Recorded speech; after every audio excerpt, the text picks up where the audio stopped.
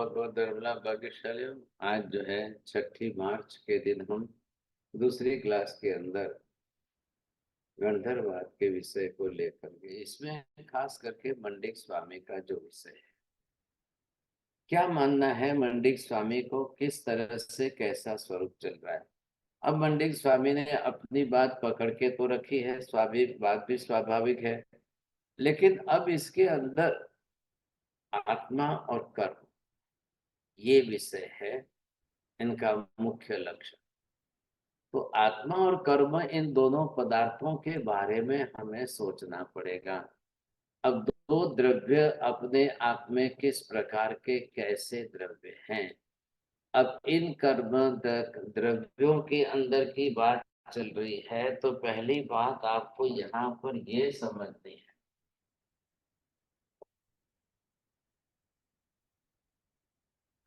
हाँ जी, ये बताइए मेहता जी, आत्मा शाश्वत है कि कर्म शाश्वत है? आत्मा शाश्वत है, कर्म शाश्वत नहीं है। कर्म तो वापस बिखर भी जाते हैं जब उदय में आके जाते हैं, तो व्यवहार से शाश्वत है, बाकी इंडिविजुअली शाश्वत नहीं है। हंसाबेन बोलो। कर्म जब तक आत्म प्रदेशों के साथ चिपकते नहीं है तब तक कर्म वर्गना आत्म प्रदेशों के साथ चिपके बिना कर्म नहीं बनती, तो इसलिए वो शाश्वत नहीं है। चलिए, हाँ सर, पहली बात ये है। अब शाश्वत शब्द का क्या अर्थ करेंगे माता जी, बोलिए। जो अनादि अनंत है और वेरी गुड। बस बस, ज्यादा बोलेंगे तो फिर आपका, आपको अनुभव है आपका खुद का। चलिए साहब, अब बात ये आ गई कि अनादि अनंत था। अब इधर हम यहाँ पर जो है ये वर्तमान काल देख रहे हैं, और यहाँ से अब आप पीछे चले जाओ तो ये अनादि बना है। अब इस तरह से आप और आगे बढ़ते जाएंगे, आगे बढ़ते जाएंगे, तो यहाँ पर ये जो है अनंतता आ जाएगी। जिसका अस्तित्व अनादि से लेकर भविष्य के अनंत काल तक एक सरीखा, एक जैसा बना रहता है, वही शाश्वत पदार्थ है, त्रिकाल नित्य है। बोलिए विपुल जी, बरोबर बोलेंगे? हाँ साहब, आवाज हेलो, समझ में आया ना? पर ख्याल कर।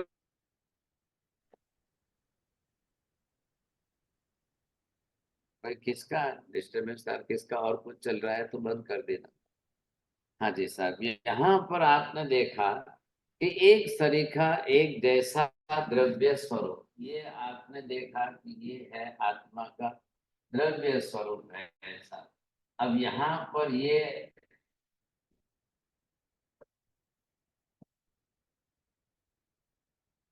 तो जो द्रव्य स्वरूप आत्मा का है, अब वो अनादि काल से बरोबर चलते चलते चलते चलते अब भविष्य के अनंत अनंत काल तक भी यही एक तरीका, एक जैसा, एज इट इज बरोबर बना रहेगा। अस्तित्व में कोई फर्क नहीं पड़ेगा, चाहे काल कितना भी बीत जाए। यहाँ तक कि द्रव्य स्वरूप से वह आत्मा निगोद में हो, मनुष्य के भव में हो, संसार में हो या मोक्ष में हो, सर्वत्र उसका अस्तित्व बरोबर एक सरीखा, एक जैसा बना रहता है। बोलिए, पहले ये शब्द बोलिए राहुल देना। जिसका अस्तित्व अनादि काल से अनंत काल तक बना रहे उसे शाश्वत त्रिकाल नित्य कहते हैं। चाहे आत्मा निगोद में हो, मनुष्य भव में हो या सिद्ध भव में हो, द्रव्य स्वरूप से उसका अस्तित्व वैसा ही रहेगा। बरोबर है। अब आप ये देखिए कि भी त्रिकाल स्वरूप है, किसकी बात चल रही है? द्रव्य स्वरूप से। इधर देखिए, मैं ये पूछता हूं कि क्या कर्म द्रव्य है या क्या है? बोलिए आशा बहन जी। कर्म द्रव्य में से द्रव्य नहीं है, क्योंकि पहले तो कर्म द्रव्य पुद्गल में से बने हैं। पुद्गल एक द्रव्य है, लेकिन कर्म एक द्रव्य रूप से आत्मा के साथ चिपकते हैं।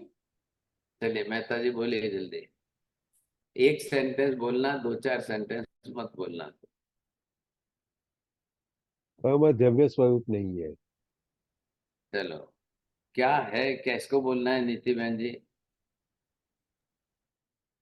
हमारे साथ कार्बन वर्गना तो पुद्गल है, लेकिन कर्म भी पुद्गल के परमाणु है, तो इसलिए द्रव्य नहीं, द्रव्य नहीं बोलेंगे कर्म को।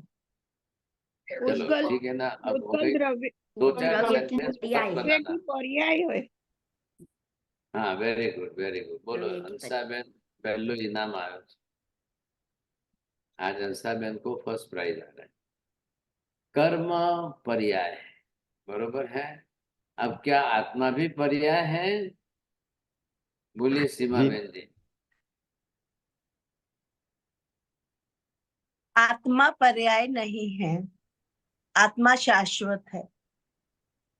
आत्मा मूलभूत द्रव्य है।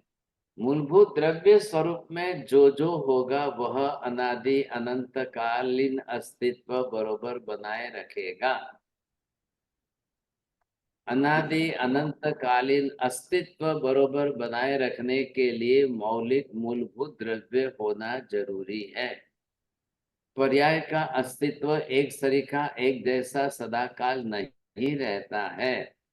पर्याय परिवर्तनशील होती है, मूल द्रव्य एज इट इज बरोबर बना रहता है। बोलिए चौड़िया जी। हाँ, हमारे साथ पर्याय बदलती रहती है, मूल द्रव्य नहीं बदलता, वो एक शरीर का एक जैसा रहता है। इसलिए मूलभूत द्रव्य का अस्तित्व अनादि अनंत कालीन बरोबर बना रहता है, चाहे कोई भी द्रव्य हो। सिर्फ आत्मा आत्मा पकड़ के मत रखना, ध्यान से समझिए। किसी भी द्रव्य के लिए कॉमन रूप से यह नियम लागू हो रहा है, तो सबके लिए हुआ।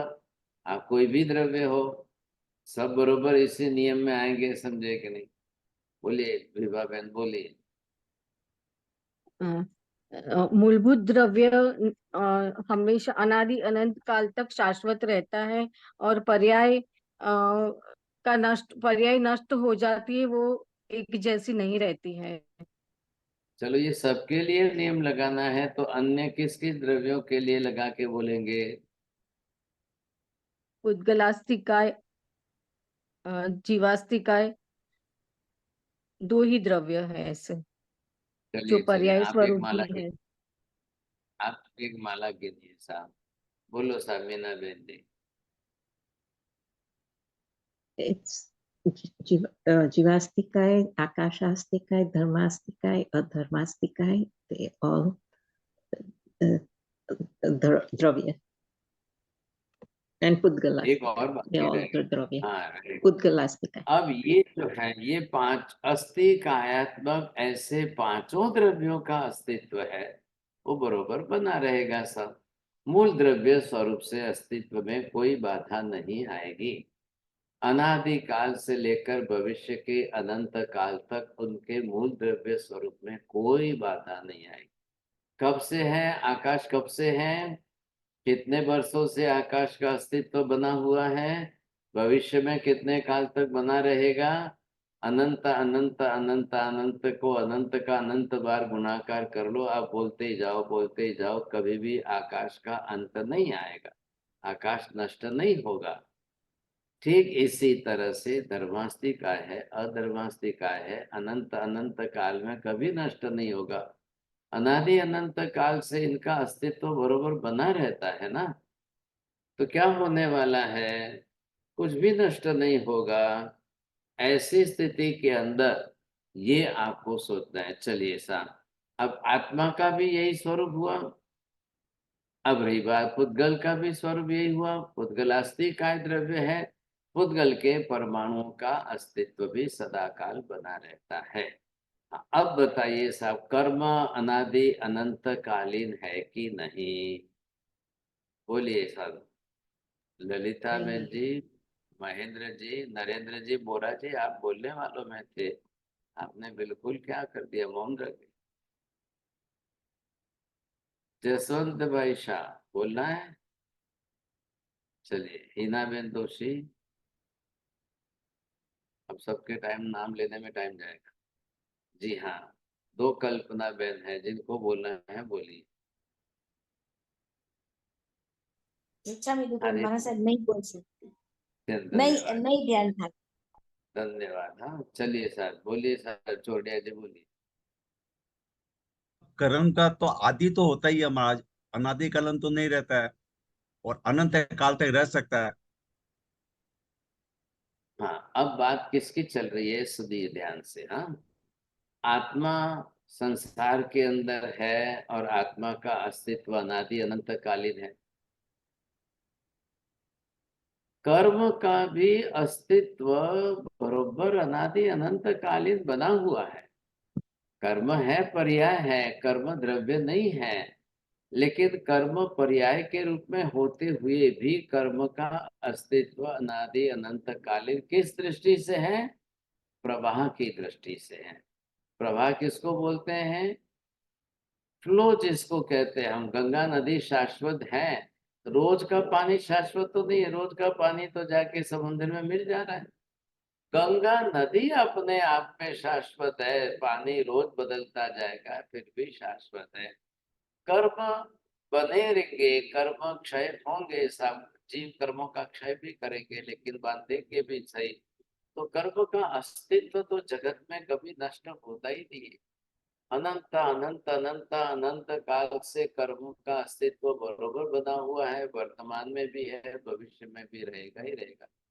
कोई 2 5 10 इसमें से कर्म का क्षय करके मोक्ष में चले गए, इससे कर्म के अस्तित्व का सर्वथा लोप हो जाए, ये संभव नहीं है। अरे ये बात ख्याल में, महावीर स्वामी सर्व कर्म का क्षय करके चले गए, इसलिए महावीर स्वामी का मोक्ष हो गया। लेकिन अब महावीर स्वामी के मोक्ष में चले जाने के कारण जगत के अंदर से सब जीवों के कर्मों का क्षय हो गया क्या? नहीं, कर्म का अस्तित्व बराबर बना हुआ है, समझे कि नहीं? एक व्यक्ति के नाम से गिनोगे तो, और संसार की दृष्टि से गिनोगे तो, इसलिए इसको प्रवाह से कहा गया है। फ्लो में संसार के अंदर कर्म का अस्तित्व न हो, यह संभव ही नहीं है, क्योंकि कर्म से ही तो संसार बना है, और संसार से तो रोज कर्म बनते ही जा रहे। कर्म और संसार का एक दूसरे का अविनाभाव संबंध है। अरे ये बात ख्याल में, कैसे है अविनाभाव संबंध, माता जी बोलिए। क्योंकि जीव के साथ में कर्मों बिना, संसारी जीव कर्म के बिना होता ही नहीं है, इसलिए कर्म का दो कर्म और संसार के बीच में बोलना है आपको। कर्म के बिना संसार नहीं, और संसार संसार के के बिना बिना कर्म नहीं। कर्म नहीं। कर्म के बिना संसार का अस्तित्व ही नहीं है, और संसार के अस्तित्व के बिना कर्म का भी अस्तित्व नहीं है। भाई दोनों के अंदर जन्य जनक भाव का संबंध बैठाना हो तो कैसे बोलना? बोलिए नीति बहन जी। हाँ, जी महाराज साहब, अगर जन्य जनक का बिठाना हो तो कर्म से जन्य संसार होता है, कर्म से। हाँ, जन्य जनक का मतलब बाप बेटे का संबंध बैठाना है, कार्य कारण जी, भाव का संबंध बैठा, ये तो नाम है। अब कर्म बाप है कि संसार बेटा है? सब दो कर्म बाप है, नहीं, कर्म बाप भी संसार है, पिता बेटा भी संसार, है। संसार के व्यवहार में रोज चलेगा। आज आपका बेटा है, वो बेटा भी कल बाप बनेगा कि नहीं बनेगा? जब बेटा बाप बनेगा तब क्या होगा, और बाप बेटा बनेगा तब। तो ये कर्म और संसार ऐसे दो जुजे के जन्य जनक है कि कर्म से संसार और संसार से पुनः कर्म, ये जो साइकिल चल रही है ना, इसीलिए तो संसार शब्द का प्रयोग किया कि भाई संसरती, सतत निरंतर चलता जा रहा है, ये कर्म है। जहाँ कर्म नहीं होता है वहाँ संसार भी नहीं होता है, और जहाँ संसार होता ही नहीं है वहाँ कर्म भी होता ही नहीं है। आ रही है बात ख्याल में? बोलिए साहब, आशा बहन जी बोलिए। आपने बताया कि संसार ऐसा होता है कि जो चलता ही रहता है एक प्रवाह की तरह, जैसे कर्म, और उस कर्म के बिना संसार नहीं होता, संसार के बिना कर्म नहीं होते। हाँ, ऐसे उस अब दोनों ये के बीच में दोनों एक अविनाभाव दूसरे के संबंध। जो है कार्य कारण भाव हो गए। अब यहाँ आप क्या समझेंगे, आत्मा की उत्पत्ति होती है कि कर्म की उत्पत्ति होती है? विपुल जी बोलिए। कर्म की उत्पत्ति होती है महाराज साहब, आत्मा की उत्पत्ति नहीं होती।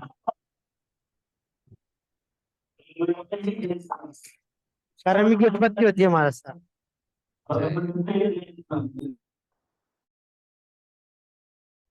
हाँ बरोबर है ना। अब यहाँ पर आपने ये देखा,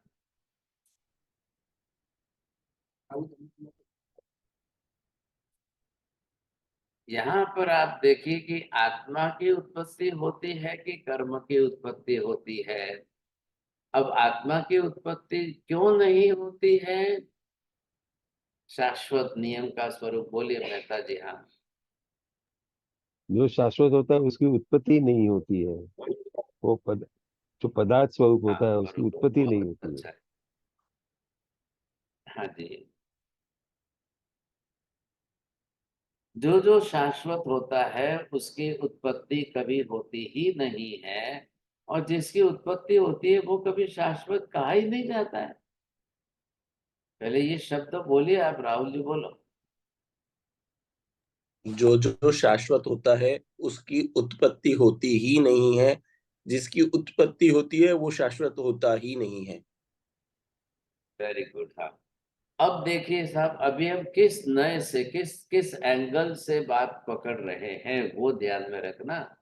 चौड़िया जी उधर दरवाजा बंद रखना, इधर उधर मत जाना कोई। आप बिल्कुल कंसंट्रेशन रखना, गंधर्वाद की क्लास है।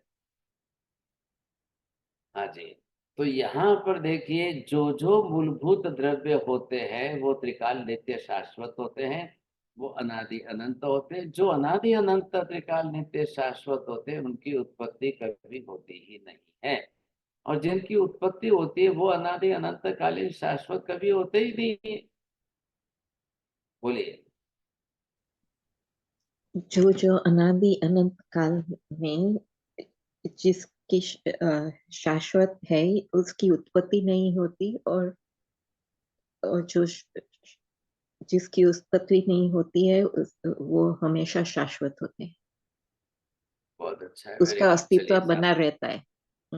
Very good. अब रखिए ध्यान से सुनना आगे। जिसकी उत्पत्ति कभी होती ही नहीं है उसका नाश भी कभी होता ही नहीं है, और जिसका नाश कभी होता ही नहीं है उसकी उत्पत्ति कभी होती नहीं है। बोलिए प्रवीण जी, जल्दी करिए। ये तो सब शाश्वत नियम आप लोग पहले पदार्थ विज्ञान में समझ चुके हो। हाँ जगदीश जी, कोई बोलना है आपको तो इच्छा हो तो जरूर बोल सकते हो। नीति बहन बोलो।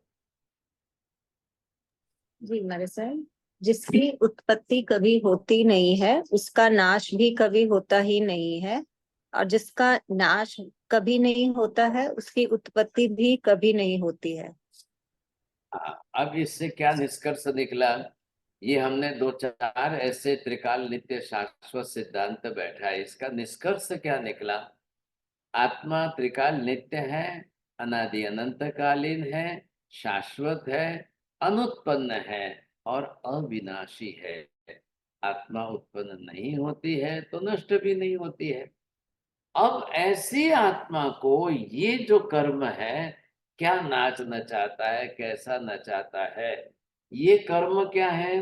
कर्म मूलभूत द्रव्य नहीं है, कर्म पर्याय है। हाँ जी, अब नियम लगाइए। पर्याय की उत्पत्ति होती है इसलिए पर्याय का नाश भी अवश्य होता है। बोलो अंसाबेन। हाँ साहेब जी, मूलभूत द्रव्य जो होता है वो अविनाशी और अनुत्पन्न होता है, लेकिन जो पर्याय होती है वो उत्पन्न होती है, इसलिए उत्पन्न होती है, इसलिए वो उसका नाश भी होता है। अब आपको और ख्याल जिसका आ नाश गया। होता है वो उसकी उत्पत्ति भी होती है। अब कर्म, कर्म किस कैटेगरी में गया? ये जो शाश्वत नियम आपने समझ लिए वो अप्लाई करिए यहाँ कर्म के लिए। बोलिए किसको बोलना है? जैन साहब बोलिए, क्या हो गया आपको? चलिए बोलिए मेहता जी, बोलिए।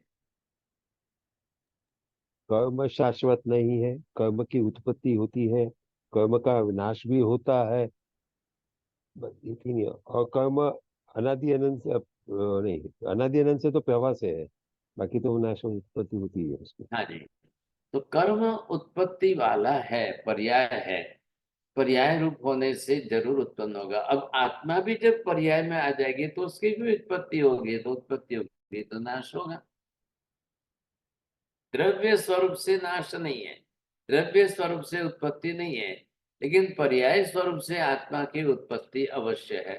पर्याय स्वरूप से उत्पत्ति है तो पर्याय स्वरूप से नाश भी है, ऐसा ये होना ही होना है, इसमें कोई दो राय नहीं। तो वो किसके कारण हो रहा है, इसके साथ में बरोबर आपको ये ख्याल आ जाएगा। उत्पत्ति नाश जो है, अब कर्म की उत्पत्ति कब होगी? मैं ये पूछना पहले भी एक बार पूछा था, कर्म के बिना आत्मा रहती है कि आत्मा के बिना कर्म रहता है? बोलिए छोड़िए जी। महाराज साहब, आत्मा के बिना कर्म रह सकता है? नहीं है, कर्म आत्मा के बिना रह सकती है। बोलो। अरे क्या क्या बोलते हो, ऐसे आत्मा वाक्य कर्म ऐसे के बिना वाक्य रह बोलते तो हो आप। आत्मा कर्म के बिना रह सकती है। भूल हो गया बोलने में, मार लग रहा है।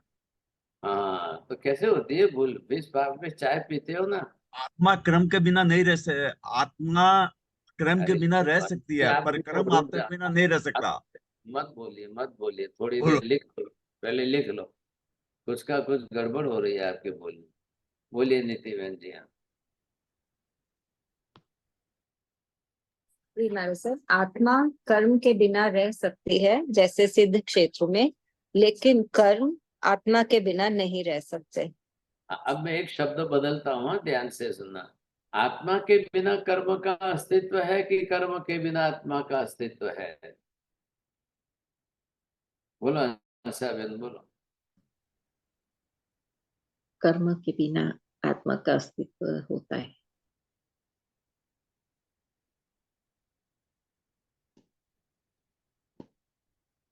दोनों में ध्यान क्या रखना है आपको? कर्म के बिना आत्मा का अस्तित्व और आत्मा के बिना कर्म का अस्तित्व। मेहता जी बताइए, आत्मा के बिना कर्म का अस्तित्व रह सकता है? आत्मा के बिना कर्म का अस्तित्व नहीं रह सकता है, मगर कर्म के बिना आत्मा का अस्तित्व रह सकता है। हाँ बरोबर। अब आत्मा के बिना कर्म का अस्तित्व क्यों नहीं रह सकता है? बोलिए राहुल जी। क्योंकि क्योंकि कर्म आत्मा के ऊपर ही चिपकेंगे, इसलिए। थोड़ा लैंग्वेज बरोबर नहीं किया आपने, बोलो अंसा बहन। वही राग प्रेस कर। क्योंकि आत्मा के प्रदेशों पर ही कार्बन वर्गणा के उद्गल परमाणु। इतना लंबा करना ही नहीं था, और गलत होता जा रहा है ना। आपको सीधा 1 2 3 बस 1 2 3 बोलिए साहब। सीमा बहन जी बोलेंगे। कर्म आत्म प्रदेशों के ऊपर ही चिपकते हैं। ठीक है, उनका ही रिपीट किया आपने, क्या फायदा किया? साहेब जी, कार्मण वर्गणा हाँ, को जब आत्मा लेगी फिर तभी तो कर्म बनेगा, कर्म बाहर है ही नहीं। अरे भाई इतना ही बोलो ना, आत्मा बांधेगी तो ही आत्मा ही कर्म राग बंधेगा। प्रेस करती है। क्यों इतना बोलते हो इधर उधर? आत्मा के बांधने के बिना कर्म का कोई अस्तित्व नहीं है। आत्मा बांधेगी तो ही कर्म बनेगा, नहीं तो कहां से बनेगा? ये बात अगर आपके ध्यान में आ जाती है तो बहुत बहुत सरलता हो जाएगी। अब यहाँ पर बात आई, मंडिक स्वामी जी को पूछा जा रहा है, ये कर्म कर्म कर्म कर्म शब्द आपने लाया कहाँ से? आपके वेदों में आया है। अब कर्म शब्द आया है, हाँ बोलो। साहिब जी मंडित स्वामी का चल रहा है, तो वहां तो अद्वैतवाद की हम बात कर रहे थे, कर्म की बात एक विभु विगुणों। मंडित स्वामी का ही विषय चल रहा है। उन्होंने पहले अद्वैतवाद के नियम से ये बता दिया कि आत्मा अद्वैत रूप है, एक से दूसरे का अस्तित्व ही नहीं है। अब उनकी बात को ही तो उड़ाना है ना। मंडित अच्छा, स्वामी के ही विषय को ध्यान में रख करके अब हम मूल पदार्थों में आकर के उनकी बात, अब आपने दूसरा नहीं सुना, शंका के लिए दूसरा विषय उन्होंने दूसरे वेद वाक्य कौन सा लिया था, उसी बात पर हम आ रहे हैं। ध्यान से समझना सब। साहिब जी यहाँ हम बात क्या चल रही है कि एकमेव अद्वितीय आत्मा, अगर एक ही आत्मा है तो फिर ये संसार क्या कहाँ से आया, फिर कर्म शब्द कहाँ से आया। अगर आत्मा न बांधे तो कर्म का अस्तित्व कहाँ से है। क्या कर्म के कारण आत्मा का अस्तित्व है कि आत्मा के कारण कर्म का अस्तित्व है। चोड़िया जी अब तो ठिकाने आ गए, जरा आत्मा के सोच समझ कारण के बोल आत्मा के सकेंगे। कारण कर्म का अस्तित्व है महाराज। हाँ जी। हाँ, अब कार्य कारण भाव आया तो ये क्या है, कार्य कारण भाव संबंध है। अब आप ये कह रहे हो कि आत्मा है पर कर्म नहीं है। आप कर्म नहीं है ये कहना है कि आत्मा और कर्म का संबंध नहीं होता है ये कहना है। मंडित स्वामी की शंका का विषय क्या है। मंडित स्वामी की शंका के मूल विषय में कंसेप्ट जो है, जो उन्होंने स्टेटमेंट अपना पकड़ के रखा है, कर्म आत्मा को बंधते नहीं है और छूटते नहीं है। कर्म के अस्तित्व का निषेध करना है या कर्म का आत्मा के साथ बंध का निषेध आप कर रहे हो। मतलब क्या हुआ, आप अगर इस प्रकार की भाषा के वाक्य प्रयोग को करेंगे तो आप कर्म के अस्तित्व का निषेध नहीं कर रहे हो, आप कर्म और आत्मा के संबंध का, मतलब कर्म आत्मा के साथ बंधते ही नहीं है, इसलिए आप कर्म का निषेध कर रहे हो। तो आपका कर्म का निषेध करने का उद्देश्य है कि कर्म आत्मा के साथ बंधते ही नहीं है, उसका निषेध है। बोलो आंसर શું समझायो। हाँ, मंडित स्वामी को कौन से कर्म के अस्तित्व के बारे में ही उनकी मान्यता नहीं है कि कर्म तो है लेकिन वो बंधते नहीं है, और इसलिए वो छूटते नहीं है। जो वो बोले तो वो बंधते ही नहीं है लेकिन बंधते ही नहीं है कि नहीं अब है। ये बात है, बस बस बस बस, आप भी माता जी के जैसा मत करिए। अब बात आपको क्या ध्यान में रखनी है यहाँ पर, कर्म का अस्तित्व ही नहीं है या कर्म आत्मा के साथ बंधते ही नहीं है। तो यहाँ पर शास्त्र में जो लिखा है, मंडित स्वामी का जो विषय है उसके वर्डिंग शब्द ये है, वो बंध होना और छूटना, इसका निषेध कर रहे हैं, कर्म के अस्तित्व का निषेध नहीं कर रहे हैं। इसलिए तो उन्होंने कर्म शब्द लाया।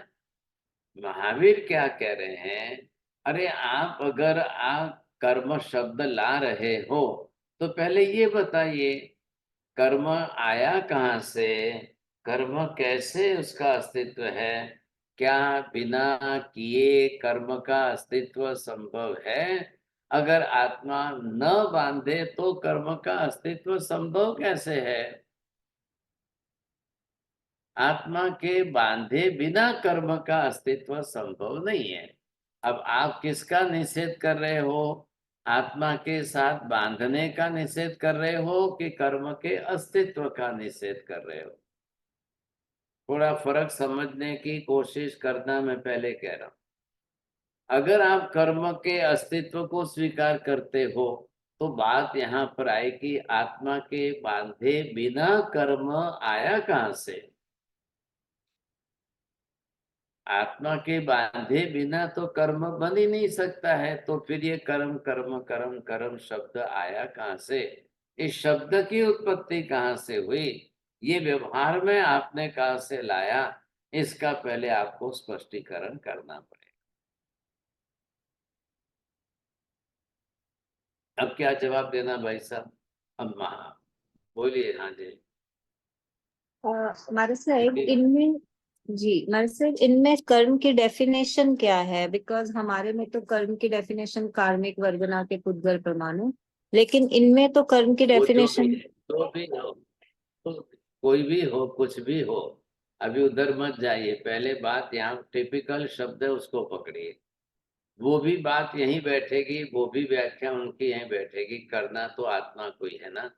कार्मण वर्गणा और ये सब बातें उन्होंने नहीं स्वीकारी हैं। लेकिन कर्म करो, कर्म करना, कर्म करने का उद्देश्य वो वहां पर जो गीता के हिसाब से भी है, तो भी अगर कर्म शब्द की उत्पत्ति आपने कहाँ से लाई? आत्मा के बारे में आपको शंका नहीं है, आत्मा के विषय में आपको कोई प्रश्न नहीं है। हाँ, आत्मा को जिस तरह से आप मान रहे हो, अब आत्मा को जिस तरह से मान रहे हो, तो उसके आत्मा की व्याख्या भी आप सही ढंग से करेंगे तो ही बैठेगी। और आत्मा की व्याख्या करने में आपको एक तो मूल द्रव्य स्वरूप से व्याख्या करो, और पर्याय शब्द स्वरूप से व्याख्या करने में बिना कर्म की आत्मा की व्याख्या कर ही नहीं सकते। अरे ये बात ख्याल में, क्या बोला मैंने? बोलिए वापस। जैन साहब चले गए। हाँ जी, चोटिया जी बोलिए। महाराज साहब, आप बता रहे हैं कि आत्मा के पर्याय शब्द में यदि व्याख्या करेंगे तो बिना कर्म से आत्मा की पर्याय स्वरूप में व्याख्या हो ही नहीं सकती। बोलिए मेहता जी, बोलिए बरोबर। सर जी, आपने ये फरमाया कि अगर आत्मा की दिव्य स्वरूप से व्याख्या करेंगे तो आत्मा की व्याख्या हो सकती है, मगर पर्याय स्वरूप से अगर व्याख्या करोगे तो उसमें कर्म आना ही चाहिए। कर्म के बिना आत्मा की व्याख्या पर्याय स्वरूप से हो ही नहीं सकती है। पर्याय स्वरूप से जो व्याख्या करनी है उसके अंदर, अब क्योंकि बिना पर्याय के कर्म रह सकता है क्या? जी नहीं, जी नहीं। हाँ, बिना पर्याय के कर्म नहीं रहेगा।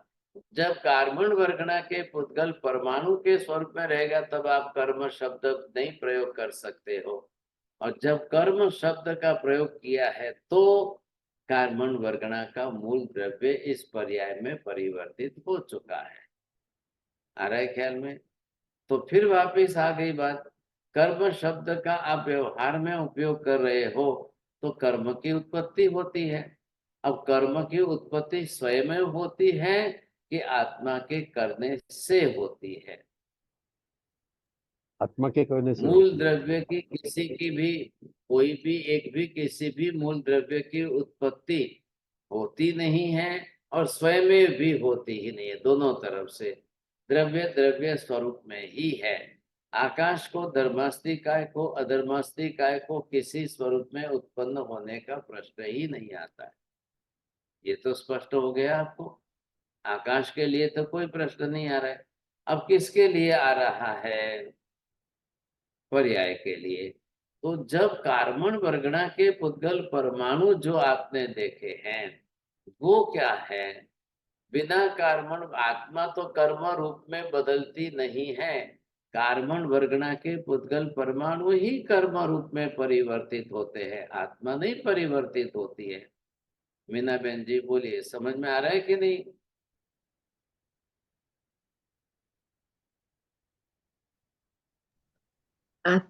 आत्मा ही कर्म रूप से परिवर्तित होती है। आत्मा कर्म के रूप में परिवर्तित होती है कि कर्म आत्मा के रूप में परिवर्तित होता है? कार्बन वर्गना कर्म के रूप में परिवर्तित होती है, लेकिन बिना आत्मा के संभव है क्या? लेकिन आत्मा की जो है पर्याय जो बदलती है वो भी बिना कर्म के संभव है क्या? तो उसमें भी आत्मा का परिवर्तन हुआ है। आत्मा ने पर्याय धारण की है, लेकिन कारणीभूत निमित्त कर्म है। यदि कर्म होता ही नहीं तो आत्मा की पर्याय बनती क्या? नहीं बनती थी। हाँ, समझिए, सोचिए। आज चोटिया जी पूरा पूरा क्लास इसी तरह से चलने वाला है। सब कुछ विषय इसी प्रकार का है। जिनका पदार्थ विज्ञान जो पहले का समझा हुआ पक्का होगा ना, वो जल्दी पकड़ लेंगे। पदार्थ विज्ञान जो वापस उठाए नहीं, कमजोर रहे, तो फिर तकलीफ होगी, और भूल गए तो और ज्यादा तकलीफ होगी। तो बात किसकी चल रही है? कार्बन वर्गणा के जो पुद्गल परमाणु है, स्वयमेव कार्बन वर्गणा के पुद्गल परमाणु की पर्याय अपने आप कर्म के रूप में कभी हो ही नहीं सकती। मतलब क्या कह रहे हैं महावीर? मंडिक स्वामी को समझा रहे हैं, आत्मा और कर्म का संबंध, बंध संबंध है कि नहीं है?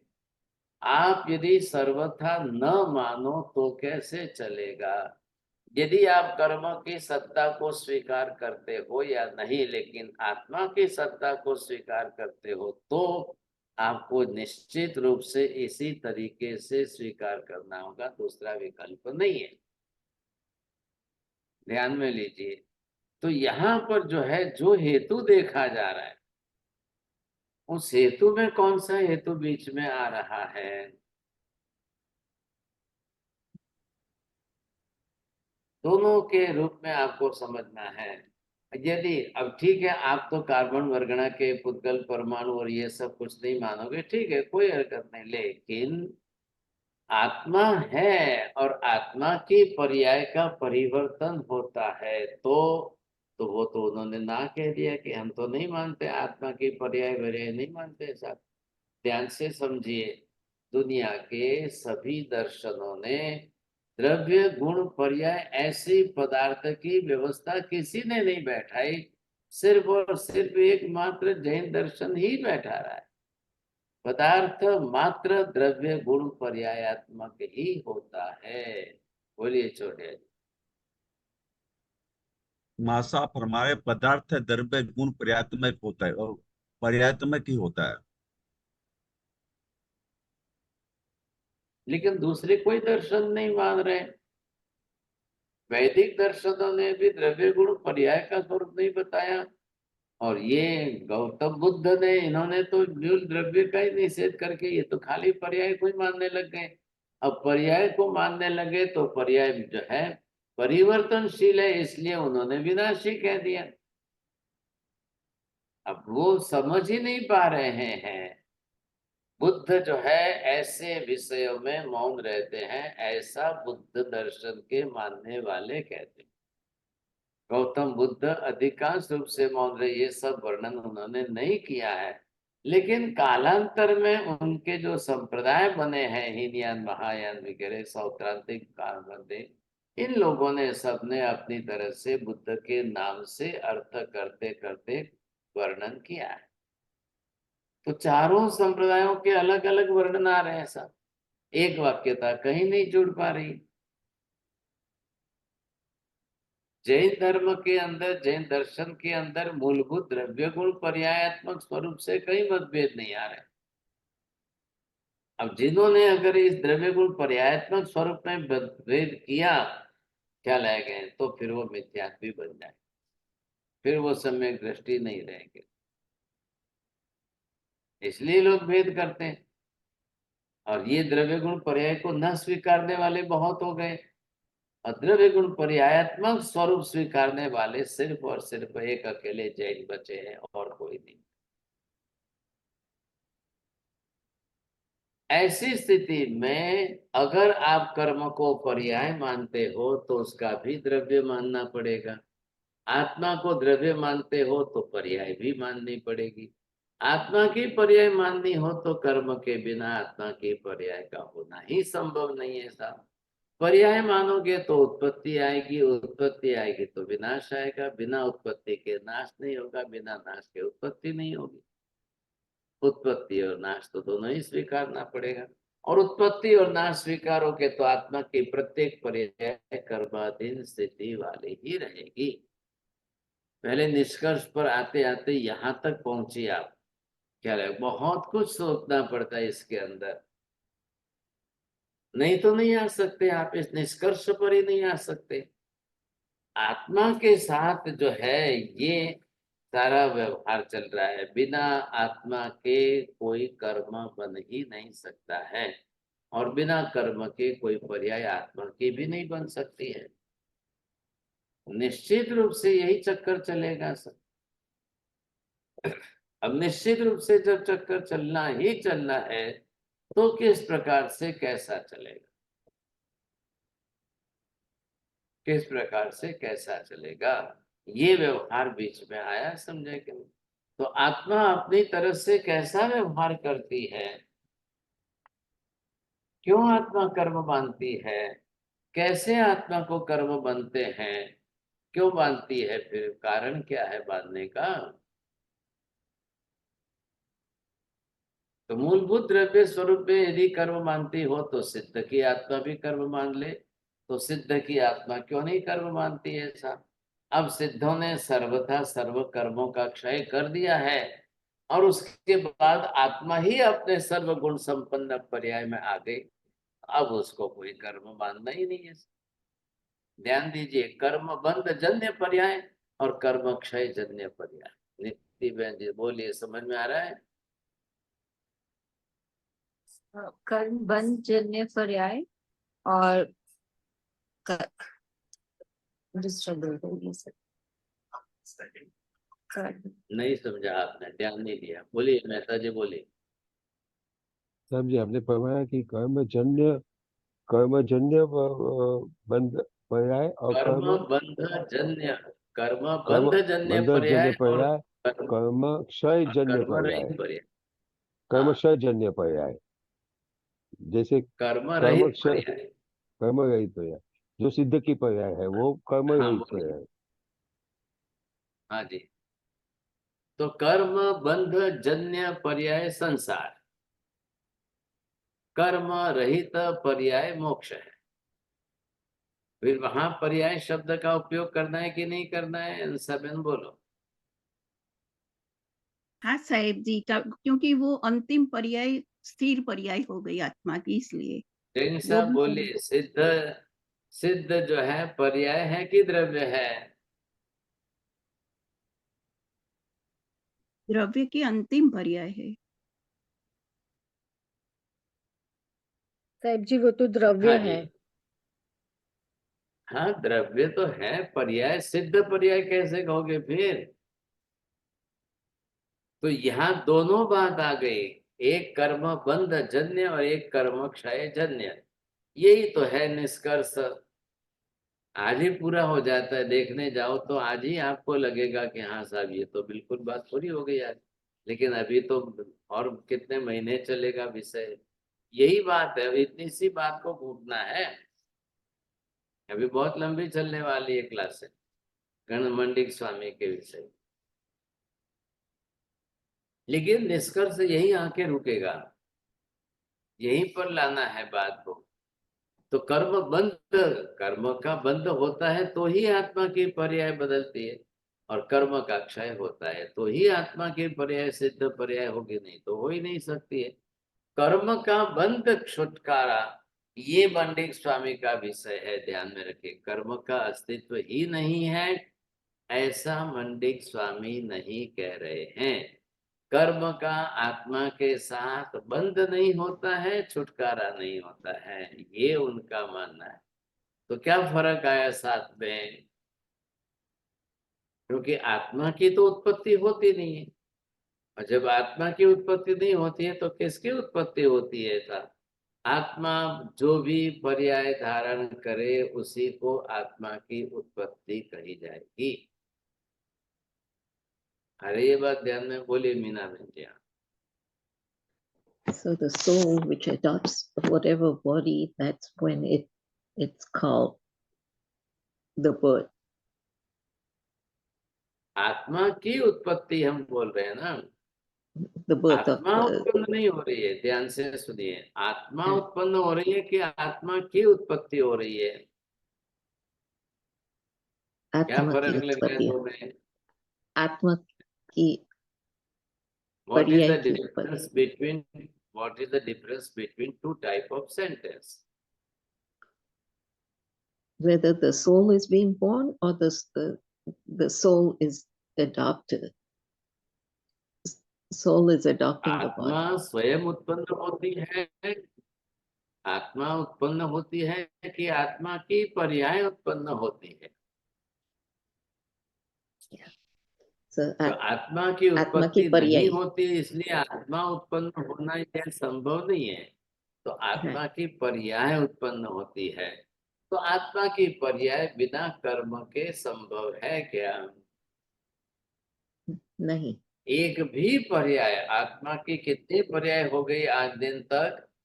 अनंत अनंत पर्याय आत्मा ने धारण कर लिया। अब अनंत अनंत पर्याय धारण करने के बावजूद भी आत्मा जो है, जैसी है, वैसी है, वही है, उसी पर। ये कौन सा स्वरूप आया? द्रव्य स्वरूप आया। तो द्रव्य स्वरूप से हम ये कह सकते हैं ऐसा।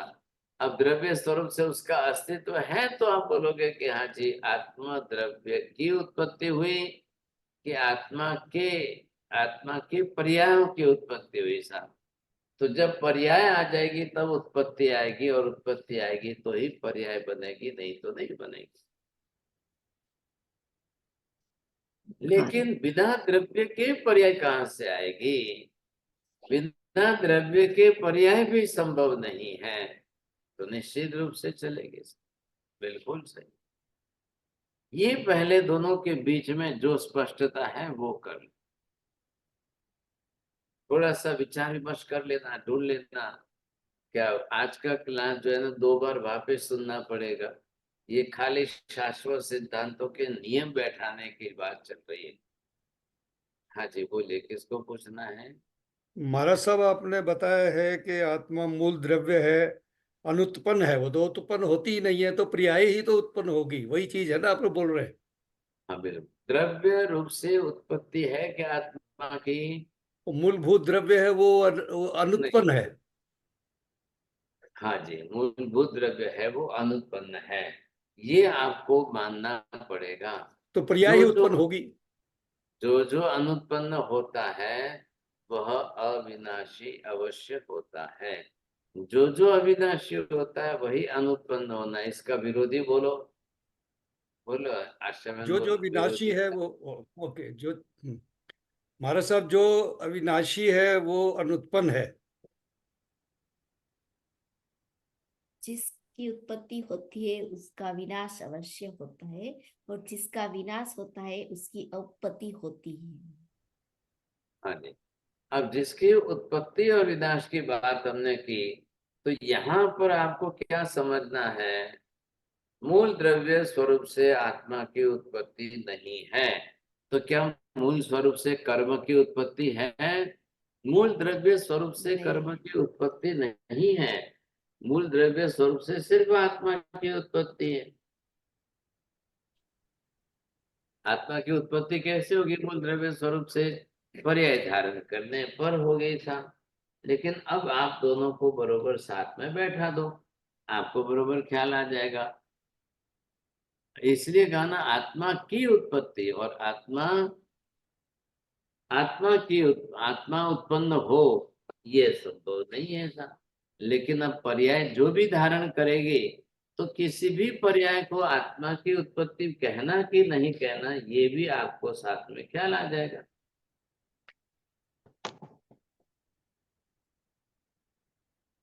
कुछ भी कॉम्प्लिकेशन नहीं है, ध्यान रखना। ख्याल है, सिर्फ आपको बरोबर कार्य कारण भाव बैठाना है, बरोबर ख्याल आ जाएगा संजय के। नमो हरिहंताणं नमो सिद्धाणं नमो हरिहणं नमो वज्रायणं नमो लोहे सब्बसावणं एषु पंचनमुकारो सर्वभूतपणासं मंगलानं च सर्वेसिं परमं हवै मंगलम्। मंगलम भगवान वीरो मंगलम गौतम प्रभु मंगलम स्थूलिभद्राद्या जैन धर्मोस्तु मंगलम चत्तार मंगलम अरिहंता मंगलम सिद्धा मंगलम साम मंगलम केवली पन्नतोतमो मंगलम चत्तारि लोकोत्तम अरिहंता लोकोत्तम सिद्धा लोकोत्तम साहु लोकोत्तम केवली पन्नतोतमो लोकोत्तम चत्तारि शरणं पवज्जामि अरिहन्ते शरणं पवज्जामि सिद्धे शरणं प्रव्रजामि साहु शरणं प्रव्रजामि केवलीपन्नतं धम्मं शरणं प्रव्रजामि सर्वमङ्गलमाङ्गल्यं सर्वकल्याणकारणं प्रधानं सर्वधर्म जैनं जयति शान्ति। त्रिकाल धर्मनाथ बहुत बताइए। होता है। त्रिकाल वंदना साहिब जी।